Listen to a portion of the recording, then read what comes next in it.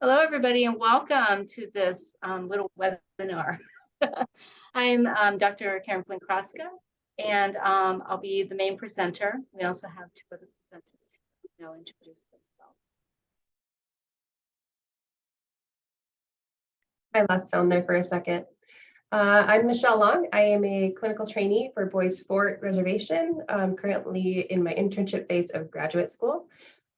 I will be manning the question and answer and chat. So if you have any questions, please feel free to use the question and answer.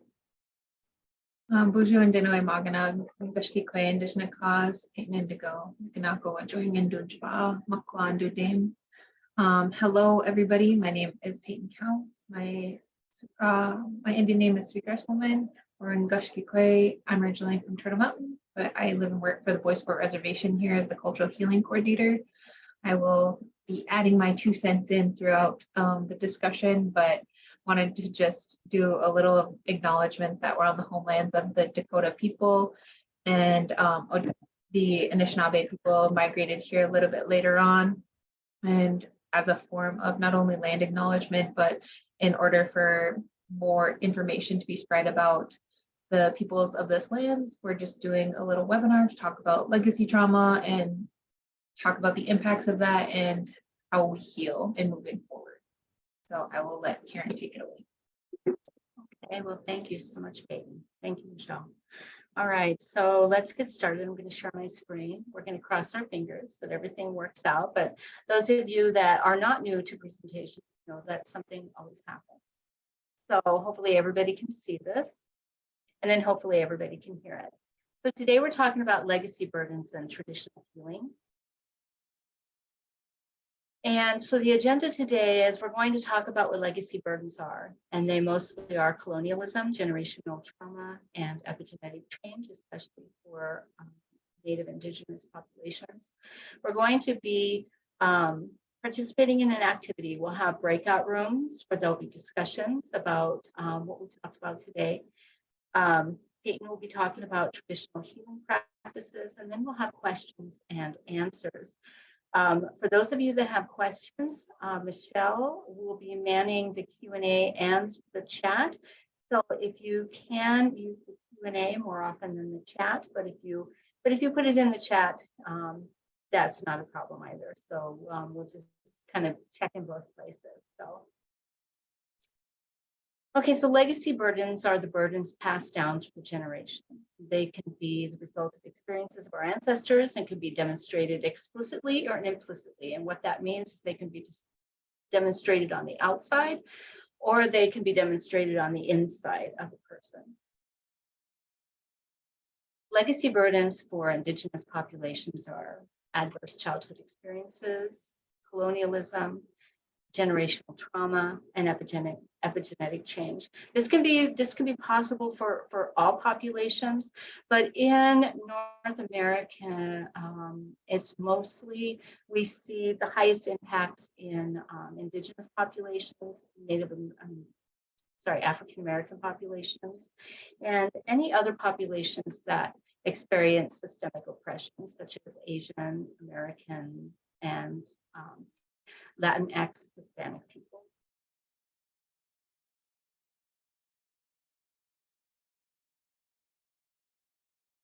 Okay, so first we're going to be talking about adverse childhood experiences. And I know that there was an earlier training. So if you participated in the earlier training, you have a head start. And if you didn't participate in the earlier training today, then we're going to be talking about what ACEs are, what they look like in our communities and in our families. Every number above 1. Okay, so ACEs are scored on a scale of, if you have experienced this thing that has happened to you, then it's a 1. There are 10 questions, so the number can be from 1 to 10. So every number above 1 indicates a possible percentage jump increase of risk factors for health, medical, which is obesity, broken bones, COPD, etc. Behavioral health issues, substance abuse, which includes smoking, educational achievement rates, suicide, and legal issues such as incarceration, arrests, domestics, and assaults, outcomes in adulthood. So if you have any of these, then your rates will be higher. And the ACEs are in 3 types. There are abuse, neglect, and household dysfunction. So if you have experienced physical, emotional, or sexual abuse, that's 1, 2, or 3. So if you've experienced physical abuse, it's a 1. If you've experienced emotional abuse, it's a 1. If you've experienced sexual abuse, it's a 1. Neglect is physical or emotional, and each one of those is worth 1. If you've had a household member who had a mental illness, incarcerated, domestic abuse, substance abuse, or have been divorced, separated, or you have never had a specific parent in your life, each one of those is worth a 1. So if you want it, you can tally up your numbers silently to yourself so that you might know what your number is. It's always good to know what our own numbers are so that we can understand what these numbers mean for other people. Remember to please put your questions in the Q&A and in the chat if you're not able to access the Q&A.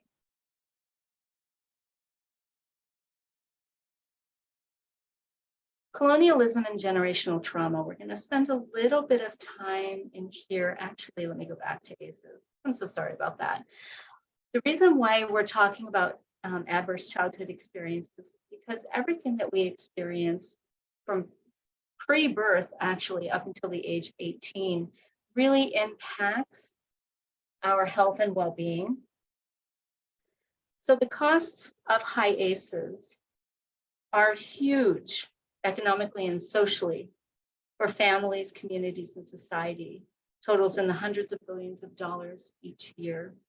A 10% reduction in ACEs in North America could equate to an annual savings of $56 billion in our health and human services across the country and for our healthcare costs. Preventing ACEs could avoid up to 1.9 million heart disease cases and 21 million depression cases. Women and specific racial and ethnic groups are at the greatest risk of 4 or more ACEs, and that's 4 or more of the events that we have listed up here. If you have 6 or more ACEs, you have the possibility of dying 20 years earlier than somebody who has no ACEs, or even 1 ACE. And if you have 7 or more, you have a 360% more likely to develop heart disease than people who have none. You have 100% chance of a mental health diagnosis. You might bounce between jobs, relationships, struggle with stability and consistency. Less than a 50% chance of graduating high school, and even a lower percentage of going into a trade school or higher education. That doesn't mean it's the end of the line though, because there are protective factors, and we're going to be talking about those as we move forward. Colonialism and generational trauma. So colonialism and generational trauma are resultant of taking lands, the Trail of Tears, the Long Walk, the intentional displacement, forced removal of people, Indian country, reservations, and Relocation Act, genocide, the killing of peoples, removing of food sources, the slaughter of animals, uprooting plants, removal of children from families, the loss of language and culture, cultural effects, which is federal laws impacting sovereignty, laws to make practicing spirituality illegal, internalized and lateralized oppression and racism, and we'll talk about that, family and community effects, and parenting, alcohol and drugs, crime and gangs, incarceration, and health disparities. And If you don't mind, Karen. Wanted to I'll talk just- about this. Oh, go ahead. No, you wanted to. So Payton's going to come in and talk a little bit about this. Right. And Yeah. so as we're looking at these 4 different components. It's really important that we're paying attention to history. So like Keran had talked about, these ACEs that we're talking about that really have these impacts that go beyond our lifelines and are generational. And so the intentional taking of land, so we see this in the form of governments introducing a lot of policies that have impacted Native Americans. So we see forced removal as Relocation Act, when it was an incentive for Native Americans to go to urban areas, but it was an intentional decision to remove people from their homelands and to remove them from reservations so that they would be more displaced away from their culture and access to spiritual means. So being able to have access to their own cultural ways. Whenever we're looking at the reservations, we see this in the Dawes Act, where we have the government dictating who is included in this number of people enrolled in reservations, so that we had less numbers so that they could give us less land allotments. And we see this checkerboarding of reservations, again, an intentional displacement of people to separate them from the lands, cultures that they've known. When we're looking at the Trail of Tears, I think this is the most common thing that people have information about when we think of the Cherokee being forced on this walk and all of the losses that we've seen. The long walk was impacted in the Southwest. So this was a lot of the Navajo Diné people were forced on this walk as well. So similar to the Trail of Tears, where they were forced to relocate, and there was lots of loss in that for those people. And whenever we're seeing all of these things, we have to understand that although these are widespread macro things that impact large generations, they also impact us on a family and individual level as well, and how we relate to that history and how that's impacted us within our bloodlines. And we'll talk a little bit about epigenetics later. And when we see genocide, I think it's really important that we talk about the intentional genocide of Native people, in that the actual genocide, but also the cultural genocide, in that we see in the boarding school era that we hear a lot about, that is very close to our history than people like to admit. So my grandmother, for example, was a boarding school survivor. And so that relationship and hearing these stories of her firsthand experiences within the boarding schools impacts how I'm living and relating to my life. We hear about these stories on the news of all of these bodies that have been found in all of these schools across the United States and Canada, and how this is bringing up tremendous trauma and a lot of large emotions for people who are having to process these things. These are things that we've known, but having these numbers come up, it's really looking at this complex PTSD that a lot of people have and are forced to deal with. When you're hearing this news again, and having to reprocess that with your families and have these conversations that are really difficult. And so I think that it's really intentional, because whenever we're talking about these things, we hear of people who go to boarding schools who were taken from their families. We hear about the ICWA policies of people being intentionally removed and placed with non-Native families and not having access to those protective factors like we're talking about when it comes to ACEs.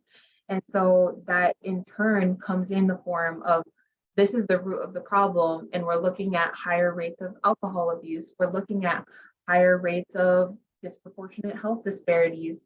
Whenever we look at moving the natives onto these reservations, there was a lot of treaties, all of this treaties broken with the United States government.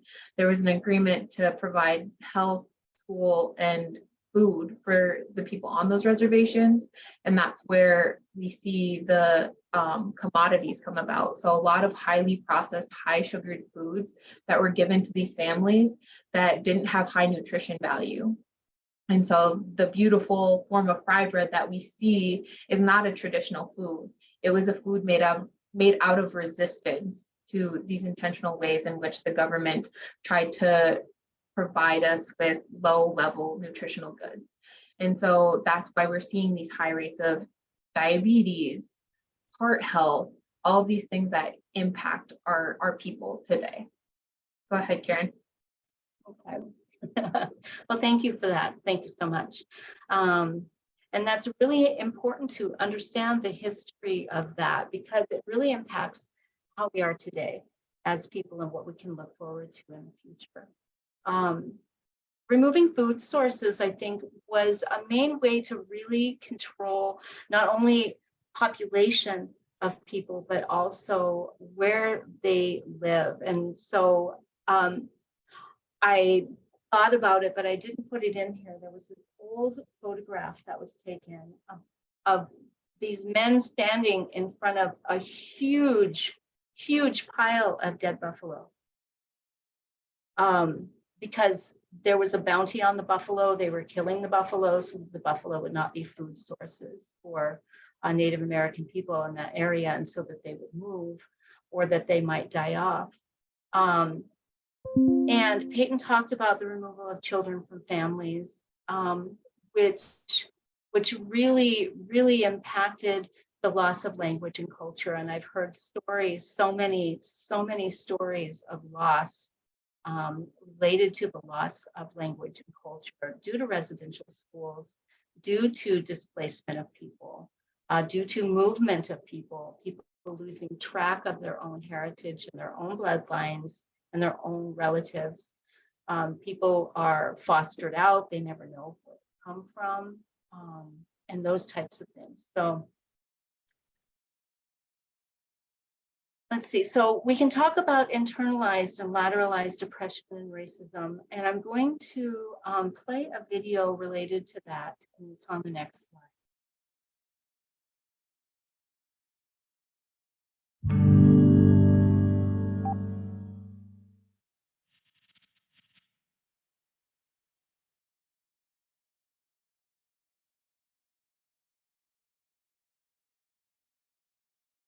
I'm Apache, but really that's the government's name because they can't say Tsithikai in there. They will tell me how awesome they think it is that I've decided to be a part of my culture.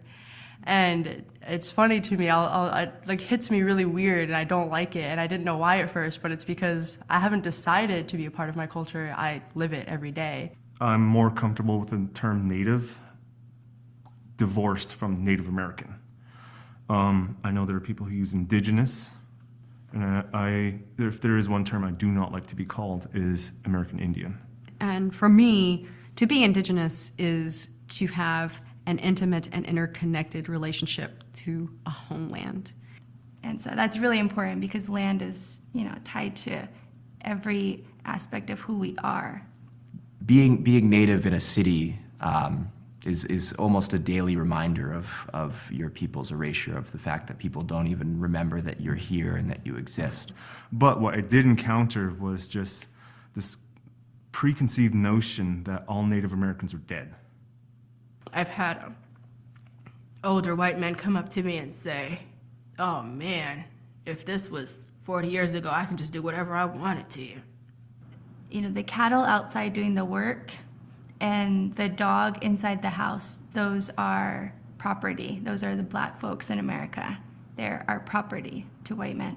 Then the exotic antelope on the wall, or the exotic, that's the native, that's how natives are perceived in America. We're treated like animals.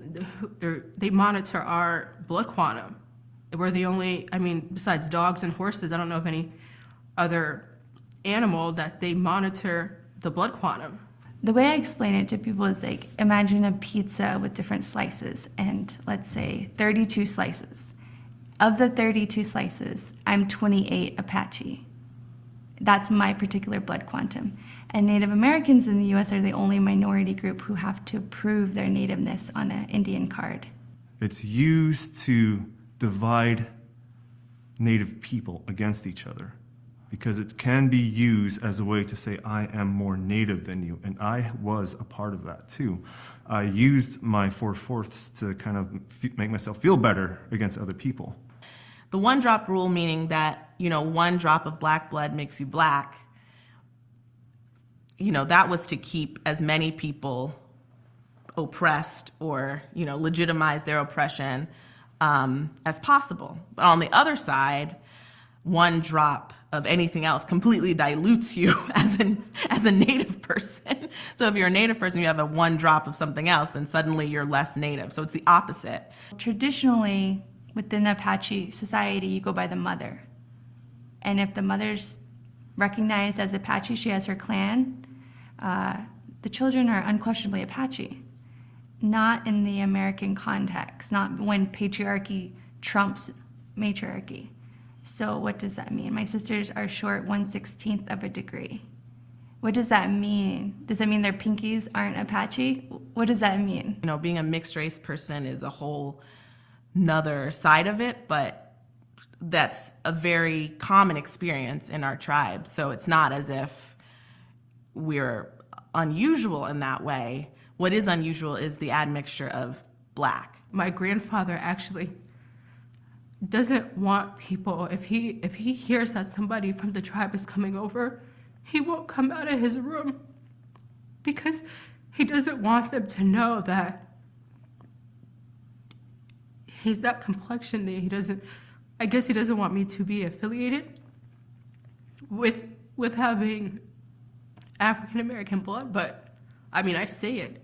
It's not going to change anything. If it were up to the American government, natives wouldn't be around because after a certain time, that blood will dilute. It will go out. And so if there's no native peoples to provide benefits, then we're not obligated to meet these treaty rights.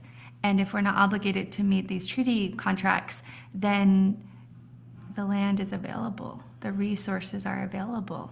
And I think that essential point about our claim to sovereignty, our claim to land, our claim to a culture, our claim to resources is one that gets lost if we don't insist upon the fact that we are nations. And we have taken huge steps to decolonizing, and that proof comes from people being able to have the opportunities to speak their language, to be on their ancestral land. But the thing with decolonization is that it's an ongoing process, just like grieving, just like any loss.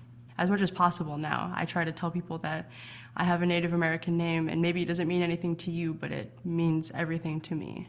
My name maybe doesn't have a romanticized Hollywood Indian name, but my name has more meaning than that. My name means that my family survived. My family survived disease.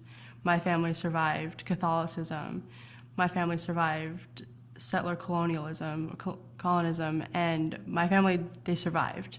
I survived. My existence is resistance. Me saying my name is Skiam Tulks, that is resistance in and of itself. Yeah, so we're going to have an opportunity to discuss all of this in our breakout rooms. But one of the things to think about are some of the things that they were talking about. You wouldn't hear non-marginalized people or people who haven't experienced colonialism or systemic oppression or those types of things talk about. That's not something that's talked about outside of people who experience this. So in some cases, a lot of people don't really know that this is a thing. So I think talking about it is one of the best ways to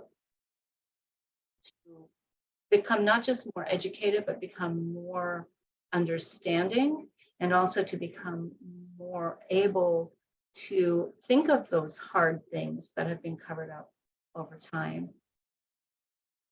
So the family and community effects of especially high ACEs, colonialism, generational trauma, and systemic oppression, which all go together as those legacy burdens, which are burdens that were given to us by people that aren't alive anymore, by people who aren't us, for us to carry around and have to deal with in our everyday lives. In parenting, sometimes that conflict can be not really knowing how to calm your own self down, because maybe generationally people didn't know how to calm down, so you don't know how to calm down your own children. Alcohol and drugs to medicate away pain that we don't even know where it really came from. Crime and gangs, because that's a way to either gain power or gain something or have a leg up. Incarceration, lot of people in prison for sometimes simple offenses that they are in for a long time, sometimes more complex offenses, and then health disparities. And one of the things that we can talk about with health disparities is that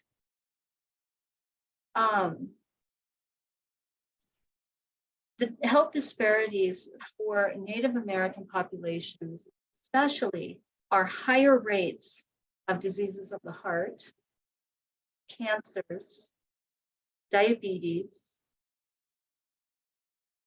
lower respiratory diseases, strokes,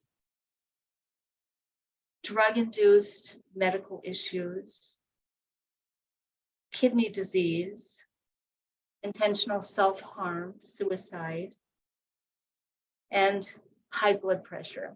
And those are specifically identified as being higher for Native American populations, partly due to those legacy burdens that live in the body, but also because, as Payton said, commodities and taking away natural, traditional foods and replacing it with high carb, high sugar, high fat, all of those things that are not good for your body, introducing alcohol, which is a poison to the system, and those types of things. So those are the family and community effects of these legacy burdens of colonialism, generational trauma, high ACEs, and systemic oppression. So now we're going to talk about epigenetic change. And then after this, we will break off into groups. So how are genetics changed due to the experiences of our ancestors? So the first thing I have here is the story about the rats. I was torn. Do I want to show an animated video, or do I want to talk about the story of the rats? And I thought, well, I'll just talk about the story of the rats. There was a study that was done a long time ago, and this was actually found out by accident, as a lot of eureka moments happen, are usually by accident. And what these researchers did was that they had this cage with an electrified floor, and they had these rats in this cage. It's horrible. This is a terrible story, but they had these rats in this cage, and they would flood the cage with a certain smell of flowers, and then they would electrify the floor, and the rats would get shocked and they'd be scared and they'd jump around. And this happened over and over again. And then the rats had baby rats, and the baby rats would go into the room without the adult parents. They never saw anything. The smell would flood the cage. The floor would not get electrified. And the baby rats would be terrified, and they'd jump around and they'd be very scared. And what the researchers found was that without seeing it demonstrated and without knowing that this was happening, their bodies on a genetic level recognized that smell as something that was to be feared, something that was scary. So in thinking about this, there have been studies done since then of people who have survived the Holocaust. Their children, their grandchildren are showing specific effects that are very different than the typical populations, even from those areas of the world. And what they're also finding is that people who have ancestors that that were relocated forcefully, that were enslaved and made to work, any of those colonialism, oppressive things, that lives in their bodies, and they don't know it. It just is. So colonialism, generational trauma, and systemic oppression change our genetic structure. And that means that our genetic structure was changed generations ago to possibly be more reactive to alcohol, possibly be more reactive to white flour, starch, butter, all of those things, to be more reactive to anything that's in our environment. These genetic changes are passed down through the generations, and they're often unknown to us. Things just are. They just are this way because they are this way. Not because they are this way because things changed a while back. And this then circles and cycles back to the ACEs, colonialism, systemic oppression, and all of these things live together in a cycle. And so one of those things that I wanted to talk about is that this isn't the end all be all. We are not our history. We have the ability to move forward in a way that's hopeful and joyous due to, protective factors such as strong communities, strong families, togetherness, connectedness, spirituality, traditional practices, all of those things that connect people and allow them to be whole in themselves, whole in their families, whole in their communities together. And I have this video as an example.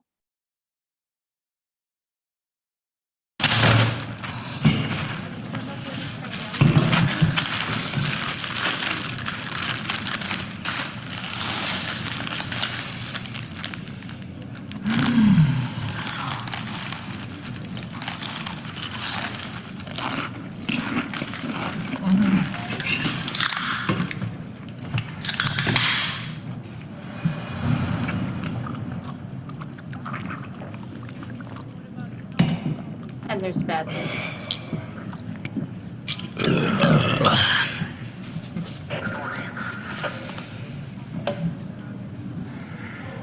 Come on in.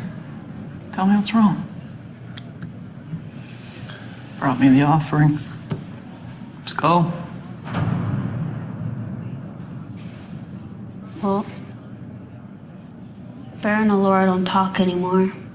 Well, we hang out, but it's like they're just trying to be polite. Cheese is always with his new grandma all the time, which is good. I don't know, man. It's like, I just feel like we're broken up. And like, we're supposed to be the dream team. Fucking res dogs. Friends grow apart. Saying like that. It's like everyone's walking around in the sunshine. And we're just in the darkness. Bear and Alora especially.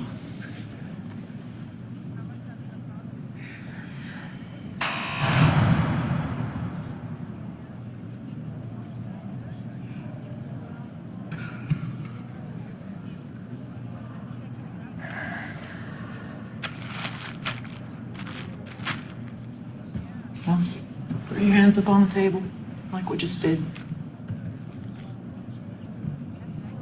Close your eyes. We're gonna have a little prayer.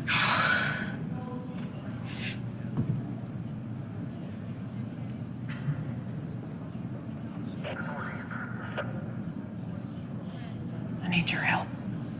What? Not you. Keep your eyes shut. Eyes closed no matter what happens, okay?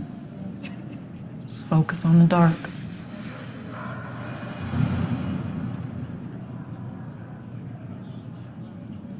Take long, slow breaths. Good. Just listen to your breathing for a second. Remember the stories I told you when you were growing up about the people we come from. Generations of medicine people. Caretakers. These are the ones who held us together as we arrived from our homelands.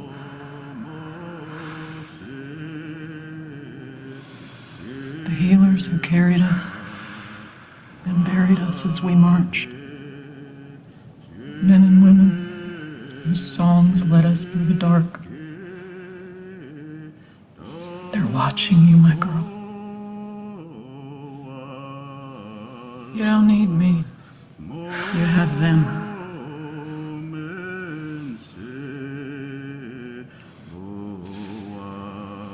This is the power we carry. When you really pray, they're all around you. All the time. Oh shit.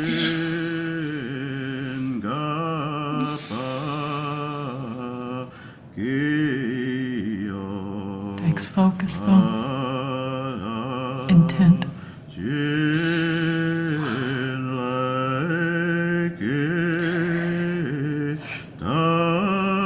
Open your eyes.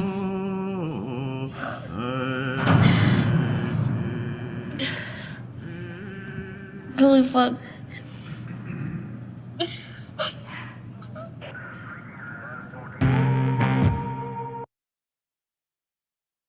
Okay, so listen to the wind, it talks. Listen to the silence, it speaks. Listen to your heart, it moves. So now I'm turning it over to Payton for traditional healing practices, and then we'll break off into groups.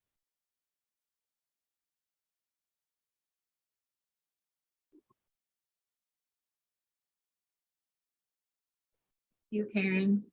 Mhm. So as we're looking at healing, healing looks really different for a lot of different people, but I really like the video example of Willie Jack as she's praying. If you guys haven't watched Res Dog, please go watch it. It's on Hulu. But it really shows this aspect of this physical representation that our ancestors are with us. And so I think this is something that holds really true for me. And I think a lot of other people, whenever they're praying or really being intentional about their thoughts and connecting to their own spirituality and connection to this higher power or something beyond ourselves, is really having that belief and that hope that all of these things are interconnected. And then it's not just people, it's this connection and this relationship to the land we're on, and that everything around us is a living being, and that we need to have that reciprocal, respectful relationship as we're taking care of Mother Earth, as we're looking at our plant relatives, as we're looking at our animal relatives, as we see water as a living spirit that helps us heal ourselves as we're going through the world. And so as we think about those things, our relationship to all of these things changes over time. And so I think it can be really heavy to talk about all of these impacts of intergenerational trauma, legacy burdens, hearing about ACEs and all of these really negative things and how these impact our lives in these real heavy ways. But whenever we flip on the opposite side of that and looking at protective factors and these aspects of connection and how these give us protection as well.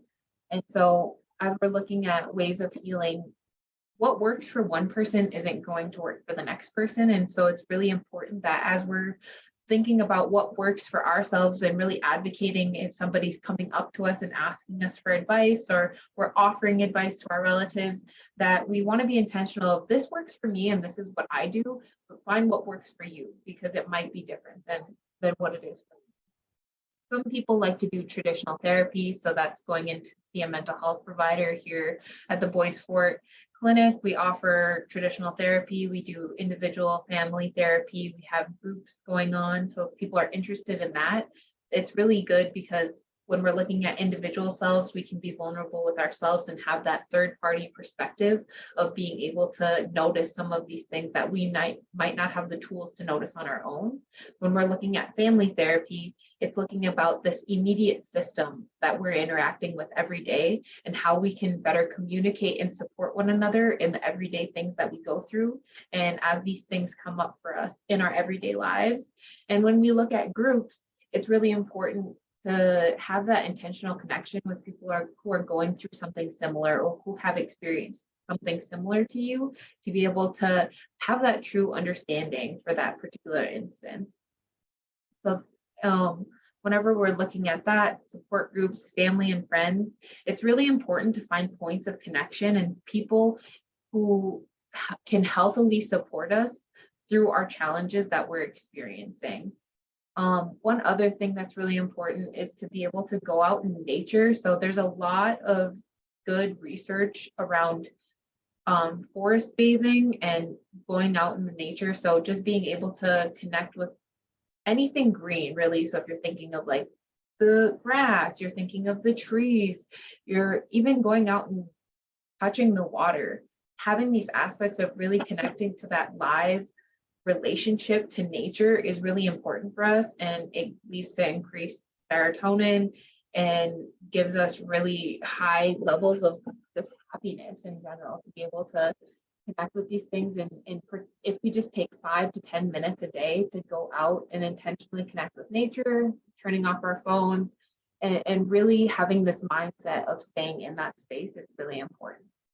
Some people like to journal. A lot of people don't like to talk about things out loud or aren't really sure, can't name the things that they're feeling. And so by being able to write openly in a journal, it allows somebody to flow the words from pen and paper or writing in their notebook, or even in the notes app on their phone, to be able to just write all the things and free flow those thoughts from our mind to a piece of paper.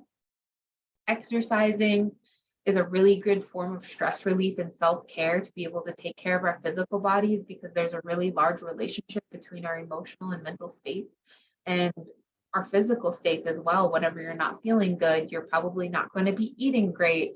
You're probably not going to the gym as much as you used to. You're not going out and having that intentional time outside. And then as we look at spiritual activities, this looks different for every single tribe, every single individual Native person, Indigenous person, and how they're connecting to their own spirituality. But there are specific ceremonies that people can engage in. And one simple one that people can do every day is just doing a tobacco ceremony and just offering that tobacco. That's a messenger to the spirits to be able to say, hey, these are my thoughts, my intentions, this is what I'm grateful for in the world, and being able to have conversations with those ancestors like we seen Willie Jack do in that film. So there's also other forms of ceremony as well, and it's like I mentioned, it's specific to the tribe. And if somebody's curious about that, questioning about that, we have the traditional healing program here at Boy Sport. So if people are going through hard times or want to connect to spiritual advisors, then they can reach out to me or reach out to somebody within the behavioral health department that can connect you with me. Or if you're within the Boy Sport community, you potentially have your own relationships with spiritual advisors. Or if you're from a different reservation or community, you might have your own relationship to spiritual advisors who can give you advice on different things that you can do in your own healing journey. It's very, very individual. So it's hard to say what would work for one person would work for another. Go ahead, Karen. Okay. Yeah, so today we've talked about legacy burdens and how they impact our lives, the present and future. We have also discussed healing powers of rebuilding or building community. And finally, is my mic on? I thought I just got like a weird thing. Okay. And family strength and traditional ways of being that positively impact the future.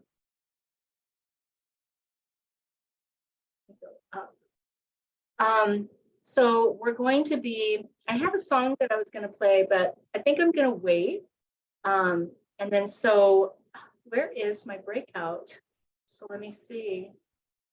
Oh, sorry about that. Looks like I lost my view here. So sorry, I'm scrolling.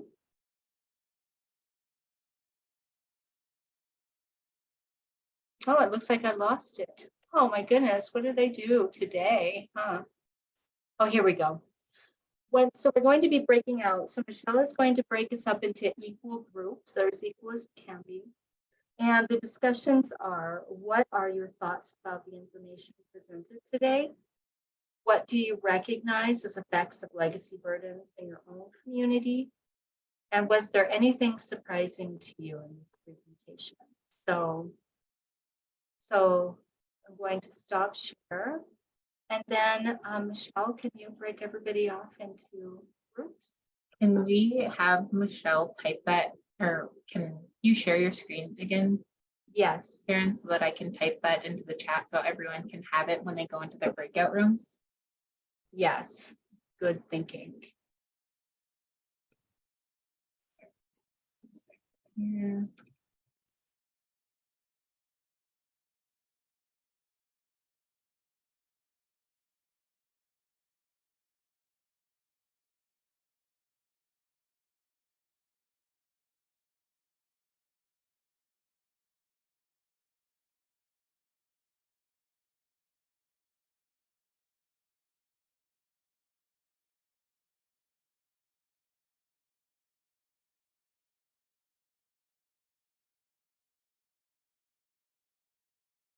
Okay, I'm going to separate the break rooms. It looks like we're gonna have 6.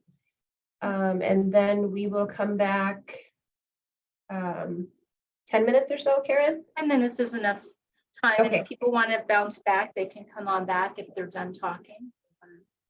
All right, so Talk with us. you are gonna be in your break rooms. Everybody. We do want to say thank you to everybody for participating. And I know I will mess it up. So can you say thank you for me, Payton? Yeah. Miigwech and Dinoy Maganag. So thank you everybody for being here. Thank you. And then we do have question and answers.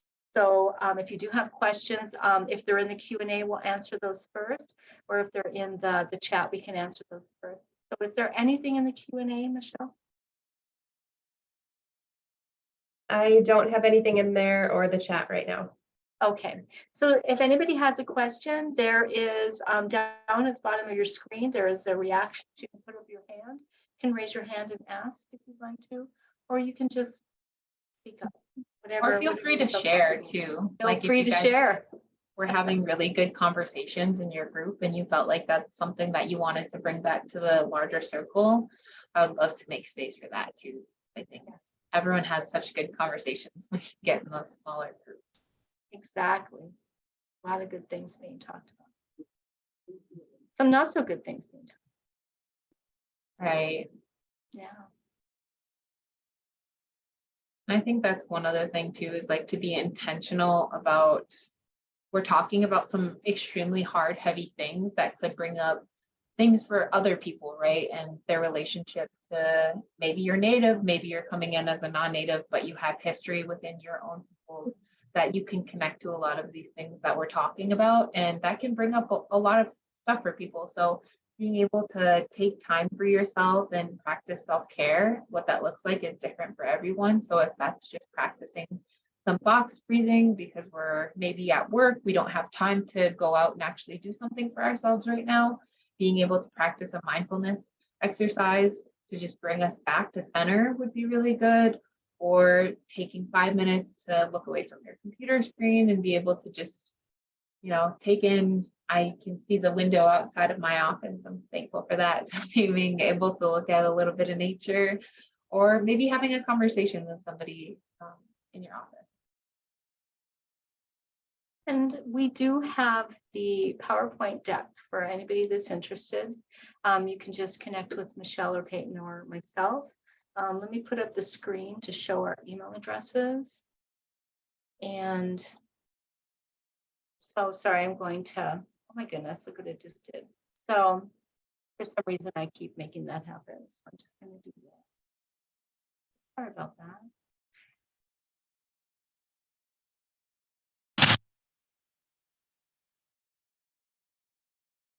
Okay, here we go. So our email addresses are here. And so if you would like the PowerPoint deck, please feel free to contact any of us and we will send it to you so that you can have for yourself. I'll leave it up for another half a minute or so.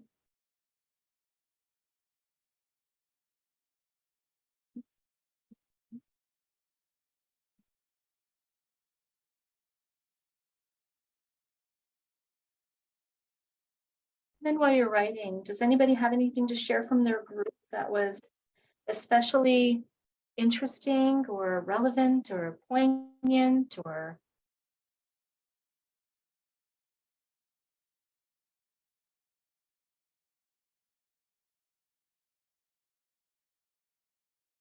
okay, does anybody need any more time?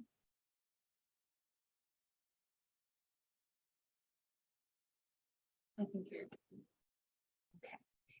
If you need me to put it back up, I will. Well, I know we're ending a little bit earlier than we thought, but if anybody wants to have a conversation, I'm going to end the recording now. You guys will be able to find this on the YouTube page for Boy Sport Traditional Healing, as well as a lot of other videos that we have from previous Zoom collaborations we've had with people about water walks, traditional medicines in relation to physical health and pain management. We have one about traditional tobacco ties and a lot of other information on there as well. So if you guys want to do that, we also have a Facebook page, Boy Sport Traditional Cultural Healing. And yeah, I think that's it, all of our emails. So I'll stop the recording now.